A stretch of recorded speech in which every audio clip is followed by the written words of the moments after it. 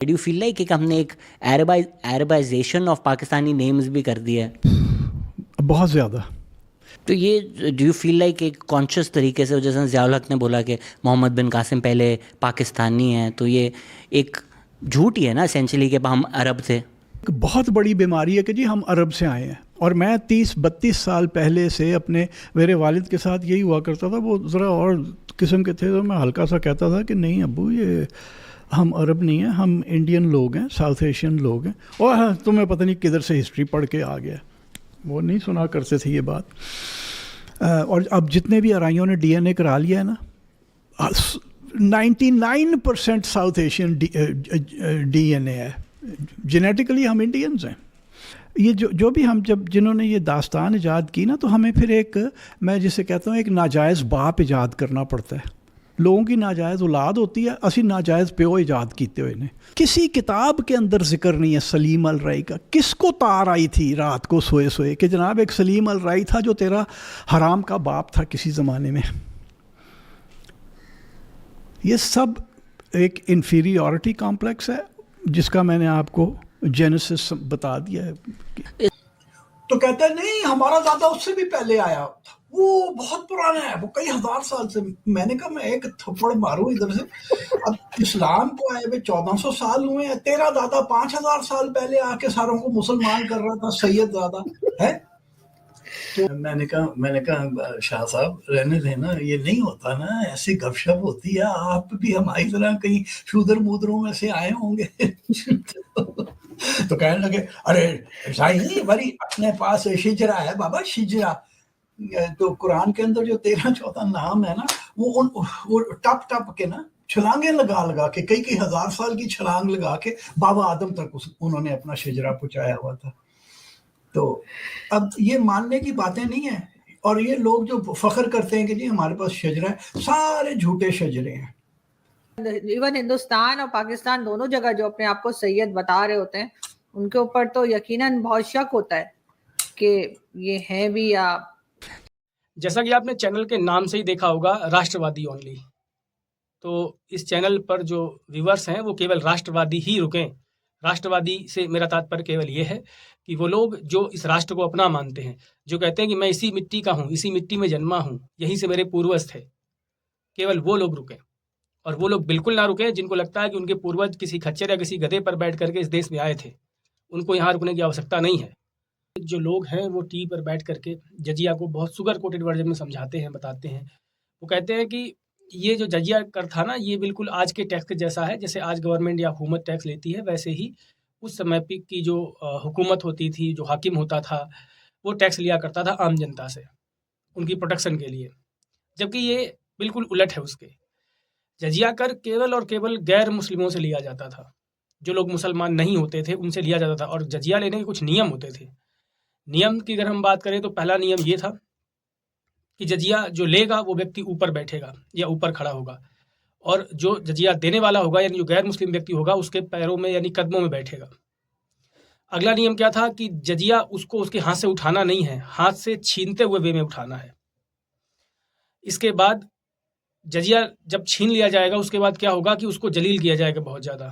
साथ ही साथ ज़मीन से उठा करके मिट्टी जो है ना, या कीचड़ या कुछ भी, उसके मुंह में डालना है। या फिर क्या करना है आपको, या फिर आपको उसके मुंह में थूक देना है। शायद जो थूकने वाला कॉन्सेप्ट है ना, आप देखते होंगे आजकल जो वीडियोस आते हैं कि कहीं किसी के खाने में थूक दिया गया, कहीं कुछ हुआ। ये जो सारी घटनाएं हैं ये शायद इसी से इन्फ्लुएंस्ड हैं। तो एक बात हम लोगों को समझ के चलनी है कि जजिया को जिस तरीके से ये लोग प्रेजेंट कर रहे हैं ये ऐसा नहीं है। इसको लेकर के बहुत सारी बुक जो है ना, जैसे तारीख फिरोज शाही हो गई, उसके अलावा मैं कुछ पेज जो है ना वो इसमें लगा दूंगा ताकि आप इनको स्टडी कर पाओ। ये भी फिरोज शाह तुगलक के दरबार में ही बैठ करके पुस्तक लिखी गई थी, तो ये भी आपको रेफरेंस मिल जाएगा इससे। या इसके अलावा भी अगर आपको और रेफरेंस चाहिए तो आप हिस्ट्री की बुक्स एनसीईआरटी की पढ़ लो, या जो भी है डीप हिस्ट्री आप पढ़ेंगे आपको तमाम सारी बुक्स मिल जाएंगी। और चाहे वो सल्तनत काल हो, चाहे वो मध्यकाल हो, इन सभी के बाद जो समय पर जो बादशाह हुए हैं उनने सभी ने इस तरह का सलूक हर गैर मुस्लिम के साथ में किया है। और रही बात कन्वर्जन की, तो ये सच है, कन्वर्जन तो हुआ ही है। और यहाँ पर रहने वाले जितने भी लोग हैं, और देखो जो हिंदू है ना वो हमारी जियोग्राफिकल आइडेंटिटी है, भौगोलिक पहचान है। अफगानिस्तान में हिंद कुश से लेकर के और ऊपर हिमालय तक और नीचे साउथ तक जो भी लोग रहते हैं वो सब हिंदू हैं। इंडस वैली सिविलाइजेशन से हम लोग रिलेट करते हैं। तो देखो, मुझे बहुत सारे लोग जो है ना इस बात पर मैंने बहुत सारे लोगों को टिप्पणी करते हुए देखा या कमेंट लोग कर देते हैं कि नहीं नहीं नहीं ऐसा नहीं था, और हुकूमत भी आज भी तो टैक्स लेती है। तो आज का जो टैक्स है इसको आप जजिया से कैसे कंपेयर कर सकते हैं? आज क्या हुकूमत आपकी मुँह में थूक देती है कि आज की जो हुकूमत है, आज की जो सरकार है, वो आपको जलील करती है टैक्स लेते समय पर? जैसा टैक्स सब एक से लिया जाता है, वो मत मजहब किसी का भी व्यक्ति हो, हिंदू हो, मुस्लिम हो, सिख हो, जैन हो, पारसी हो, यहूदी हो, कोई भी हो, सबके साथ समान बर्ताव करती है सरकार। किसी के साथ भी ऐसा नहीं करती है कि मतलब एक व्यक्ति के साथ टैक्स लिया जा रहा है और दूसरे के साथ टैक्स नहीं लिया जा रहा, ऐसा कभी नहीं करती है। जजिया के अलावा कुछ और भी टैक्सेस हैं। फॉर एग्जांपल जैसे एक तो होता था खम्स। खम्स का मतलब हुआ जो गैर मुस्लिम इलाकों में जो लूट की जाती थी, जो लूटा हुआ माल होता था, उसका एक छोटा सा हिस्सा राजा के पास जाता था। राजा मतलब जो बादशाह होता था, इस्लामिक जो बादशाह होता था, उसके पास जाता था, और शेष जो थी वो आर्मी रखती थी अपने पास में। एक तो ये टैक्स हो गया, ठीक है। इसके बाद अगर हम बात करें, एक बात मैं बताना आपको भूल गया था, वो बात ये थी कि जो जजिया है ना, ये जो जजिया कर था, ये इतना ज़्यादा होता था कि लोग मजबूर होकर के, चूँकि उस टाइम पे इतना ना पैसा था ना लोग मजबूत थे, तो जो ये टैक्स होता था इतना ज़्यादा रखा जाता था ताकि लोग जो है ना वो मजबूरी में आकर के कन्वर्ट हो जाएं, ठीक है, मजबूरी में आकर कन्वर्जन कर लें। इसके अलावा कुछ और भी टैक्सेस हैं जिनके बारे में मैं आपको बताता हूँ।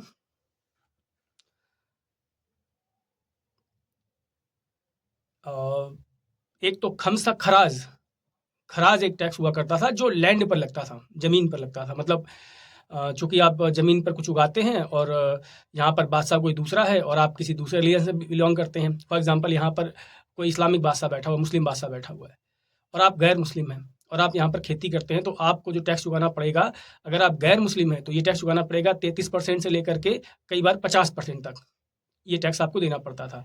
वहीं अगर उसी बादशाह के काल में अगर आप मुस्लिम हैं तो ये टैक्स मैक्सिमम 10% तक होता था।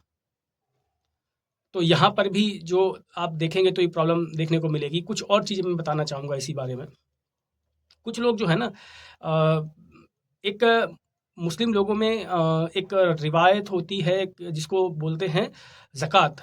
ज़कात आप इसको दान की तरीके समझ सकते हैं, डोनेट करना। अगर आप रिच हैं, आपके पास पैसा है, तो आप गरीबों में और अपनी बरकत चाहने के लिए, है ना, ऊपर वाले को और खुश करने के लिए ज़कात दे सकते हैं। ज़कात 2.5% होता है, 2.5% होता था। कुछ लोग कंपेयर करते थे कि जो मुस्लिमों को ज़कात देना पड़ता था, हिंदुओं को जजिया देना पड़ता था। तो ये भी बात उचित नहीं है। उचित क्यों नहीं है उसका मैं रीज़न बता देता हूँ आपको। ज़कात जो था वो 2.5% के आसपास लगता था, और जो जजिया था वो कभी भी 7% से नीचे नहीं लगा। वर्ष में एक बार ये टैक्स भरना पड़ता था हर गैर मुस्लिम को, और वर्ष में एक बार टैक्स भरना पड़ता था। जो ज़कात है ये ये जो ज़कात टैक्स है ये मुस्लिम भरा करते थे, पर ये स्वैच्छिक था। अगर आपको लगता है कि हम इतने पैसे वाले हैं कि हम दूसरों की मदद कर सकते हैं तो ये टैक्स आपको भरना होगा। वीडियो बनाने का तात्पर्य केवल इतना है कि आप जो शुगर कोटेड वर्जन जो लोग बता रहे हैं वो उस पर मत जाइए किसी भी तरीके से। और जो आज का वीडियो है ये पाकिस्तान के जो कमेंटेटर्स हैं, जो पाकिस्तान के हिस्टोरियन हैं, जो खुद मुस्लिम हैं, उन्होंने ये वीडियो जो है ना अपने चैनल पे अपलोड किया हुआ है। तो उस पर जो कमेंट्री है वो मैं कर रहा हूँ कि वो लोग क्या सोचते हैं, उनको क्या लगता है। अगर वो लोग इस बात को एक्सेप्ट कर सकते हैं तो why can't we accept it? हम लोग इसको क्यों नहीं एक्सेप्ट कर सकते या क्यों नहीं एक्सेप्ट करते हैं? तो पूरा वीडियो देखें। और हाँ, अगर आपको चैनल पसंद आता है तो please do like, share and subscribe. Hasan Nisar भी टीवी पे आए, उन्होंने बोला कि मेरे तुम लोगों की तरह गंदा डीएनए नहीं है, मेरा डीएनए तो तुर्कमेनिस्तान से आता है। तो ये किसी जानवर से निकला उसका डीएनए? ये काट दीजिएगा वैसे। नहीं, चलने दें। अच्छा, लाते हम सब गंदा डीएनए क्या है? कौन सा गंदा डीएनए है उसका? हमारे से अराई है साला। तो क्यों हम एक साउथ एशियन अपनी आइडेंटिटी को नहीं ओन कर रहे? ये बहुत बड़ा एक कोई साइकोलॉजिकल बीमारी है जिसका जवाब मेरे पास नहीं है। क्योंकि देखिए, टर्क्स भी कॉन्वर्ट हैं, ठीक है, सेंट्रल एशियाटिक लोग भी सारे कॉन्वर्ट्स हैं। इस्लाम को तो वो बाद में आए ना, 1200-1300 साल पहले। और फ़ारसी लोग भी हैं, उन्होंने अपने नाम भी वही रखे। अर्तुगरल कोई अरबी नाम तो नहीं है, ठीक है, और ये असफंदियार या फलाना, ये सब फ़ारसी के नाम हैं। वो अभी दारियोश अभी भी आपको मिल जाते हैं वहाँ पे।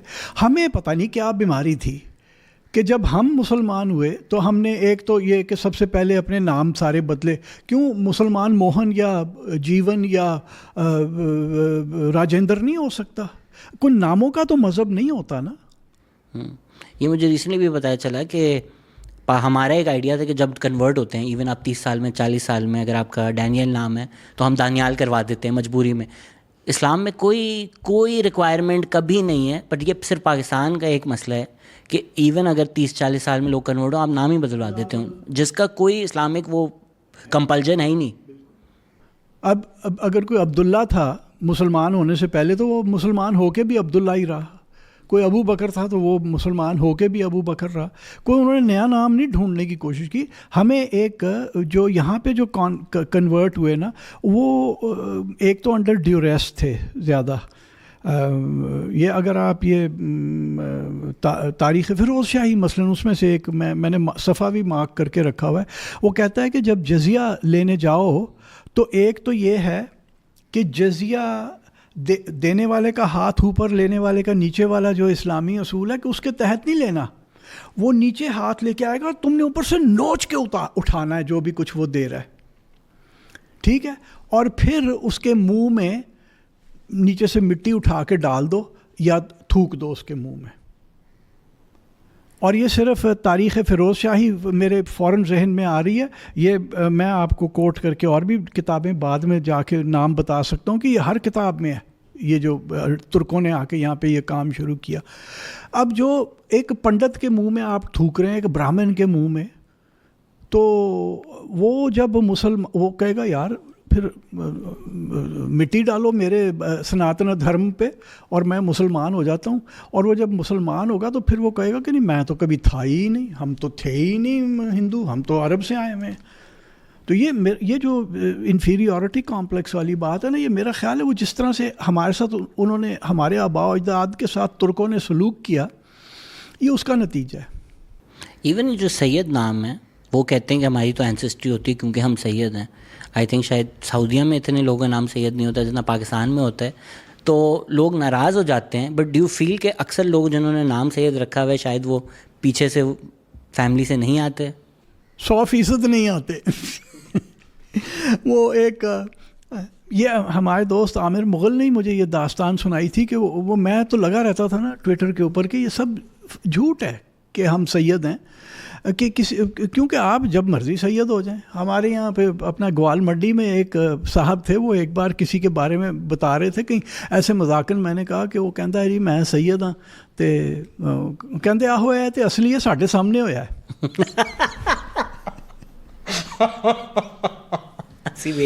तो ये आप ये देखिए कि ये जो सैयद वाली दास्तान है, आमिर मुग़ल है मेरा दोस्त, ये मेरा ख्याल है ये दास्तान उसने सुनाई थी कि वो कहने लगा आप सही कहते हैं कि ये जो अलाप है ना कि हम सैयद हैं, ये बिल्कुल झूठ है।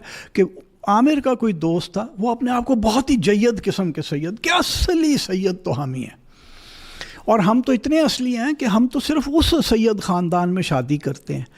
और फिर उसको कहीं अमेरिका जाके DNA टेस्ट कराना पड़ा, वो साला 99% साउथ एशियन निकला, उसमें ज़रा सा भी अरब खून नहीं था। तो ये जैसे अराइयों में से किसी में अरब खून नहीं है ना। अवान आप देख लें, जितने अवानों को मैं जानता हूँ जिन्होंने DNA, बड़ा चाह था उन्हें कि जी हम DNA करा लें कि हमारा पता चल जाए कि हम वाकई कुरैशी हैं या सैयद हैं। अवान तो खैर हज़रत अली की औलाद अपने आप को कहते हैं ना। और फिर ये जो भी हम जब जिन्होंने ये दास्तान ईजाद की ना, तो हमें फिर एक, मैं जिसे कहता हूँ एक नाजायज़ बाप ईजाद करना पड़ता है। लोगों की नाजायज़ औलाद होती है, असी नाजायज़ प्यो ईजाद किए हुए ने। अवानों ने कुतुब शाह ईजाद कर लिया, अराइयों ने सलीम अल राई ईजाद कर लिया। किसी किताब के अंदर जिक्र नहीं है सलीम अल राई का। किसको तार आई थी रात को सोए सोए कि जनाब एक सलीम अल राई था जो तेरा हराम का बाप था किसी ज़माने में। ये सब एक इन्फीरियॉरिटी कॉम्प्लेक्स है जिसका मैंने आपको जेनेसिस बता दिया है। इसमें दोनों में से आपको क्या लगता है ज़्यादा फैक्टर है? कि एक, क्योंकि हमारी एक रिलीजियस आइडेंटिटी है and somehow we are sold that even though idea तो ये है इस्लाम पूरी दुनिया के बना है, मुसलमान पूरी दुनिया के होगा, it's not just Arab, but क्योंकि वो अरब से ओरिजिनेट हुआ है तो हमारी एक आइडिया है कि दैट्स प्योर इस्लाम अरब होना। या डू यू फील लाइक कि क्योंकि हमें एक पाकिस्तानी आइडेंटिटी बनानी थी तो जो पाकिस्तान का स्टेट है आफ्टर 1947 उसने ये दिखाने के लिए कि आप इंडियन नहीं हैं, आई थिंक ज़ियाउल हक का एक कोड भी था कि किसी ने उनको बोला था कि अगर आप ये हम बोलना शुरू कर दें कि हम इंडियन ही थे तो फिर पाकिस्तान बनाने का जवाज़ ही ख़त्म हो जाएगा। So do you feel like that religious aspect is much stronger? Do you feel like ये जो नेशन का एक पाकिस्तानी आइडेंटिटी क्रिएट करने के लिए ज़रूरी था कि पीछे से जो सब लोगों के रूट्स हैं वो काट दिए जाएँ? नहीं, ये रूट काट देना वो तो बिल्कुल गलत था। वो उसका नतीजा क्या है कि हमारी कोई आइडेंटिटी नहीं रही, कभी भी नहीं रही। पिछले 76 साल में हमारी कोई आइडेंटिटी नहीं रही। और मतलब हमें एक वो जो एक नेशनहुड के ऊपर जो फ़ख्र होता है ना, वो हमें कहाँ है? हम एक कंफ्यूज्ड कौम है। वो हमारा जो मूरिंग थी, जो जिस रस्से से हम धरती से जुड़े हुए थे, वो हमने काट दिया। हम तो ऐसे ही बस रुल रहे हैं अब लहरों के ऊपर, कोई हमें इधर को धकेल देती, कोई उधर। तो वो हमारा बिल्कुल वो कुछ नहीं है, इस धरती के साथ जुड़त ही नहीं है। पंजाबियों की ये सबसे बड़ी बीमारी। मैं ख़ुद चूँकि बड़ा कट्टर जय्यद पंजाबी हूँ, तो मुझे पता है कि हमें ये सबसे बड़ी बीमारी है। हम वाहिद कौम है पाकिस्तान के अंदर के जो अपनी मादरी बोली, माँ बोली नहीं बोलते। बोलनी उर्दू नहीं आएगी, पा ता दा करके बोलेंगे, लेकिन बोलनी मुँह उर्दू को ही मारना है। तो इन्फीरियॉरिटी कॉम्प्लेक्स पे इन्फीरियॉरिटी कॉम्प्लेक्स पे इन्फीरियॉरिटी कॉम्प्लेक्स, और फिर ये कि धरती से जुड़ती कोई नहीं है। सर स्टेट का तो हमें समझ में आ गया, उनको एक पाकिस्तानियत बेचनी थी और अपना एक कंट्रोल बनाना, वन यूनिटाइजेशन करनी थी, तो एक सिंगुलर पाकिस्तानी आइडेंटिटी इन्फोर्स करने की ज़रूरत पड़ी, समझ में आ गया। बंगाल में भी उन्होंने करने की कोशिश की, अवाम राइज़ अप कर लिया, उन्होंने नहीं एक्सेप्ट किया कि हम बंगाली ज़बान को छोड़ेंगे, हमारी एक रूट्स हैं। पंजाबियों ने इतना रेडिली क्यों एक्सेप्ट कर लिया कि ठीक है हम अपनी ज़बान अपना कल्चर छोड़ देंगे? ये डू यू फील लाइक ये भी एक अर्बन फिनोमेना है और रूरल में उन्होंने नहीं उस तरह उर्दू को अडॉप्ट किया जिस तरह स्टेट बेचना चाह रहा था? नहीं, मुसलमानों ने किया, और ये अभी नहीं शुरू हुआ, ये पोस्ट पाकिस्तान नहीं शुरू हुआ। ये जब टू नेशन थ्योरी ईजाद हो गई थी ना, और ये ईजाद की गई थी, अंग्रेज़ों ने ईजाद की थी ये टू नेशन थ्योरी। इसका क्या एविडेंस है? और ये मैं अभी आपको बताता हूँ। तो वॉलपर्ट की जो जिना है ना, उसके अंदर हसरत मोहानी का है कि अगर पंजाबियों ने, उनको कोट किया हुआ है कि अगर पंजाबियों ने अपनी, मुसलमान पंजाबियों ने अपनी बोली ना छोड़ी तो फिर इनमें और हिंदू और सिख पंजाबियों के अंदर कोई डिफ्रेंशिएशन नहीं होगी। तो इनको ये उस वक्त ही एक काम चालू हो गया था